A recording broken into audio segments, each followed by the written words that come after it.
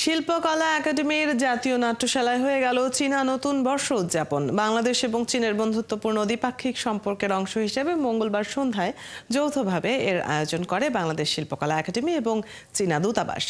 চীনা নতুন বর্ষ উদযাপন উপলক্ষে স্প্রিং ফেস্টিভ্যাল উৎসব মুখর পরিবেশে অনুষ্ঠিত হয়ে থাকে।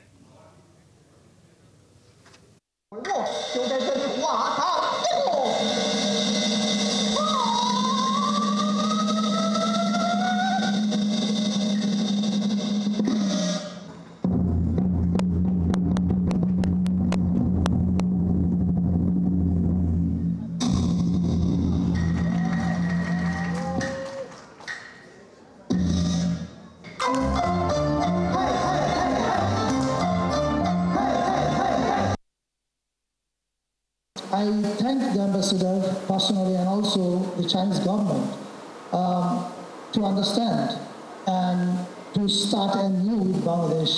And I believe that our relationship in the coming days will reach new heights, and it will both culturally and economically it will benefit both Bangladesh and China.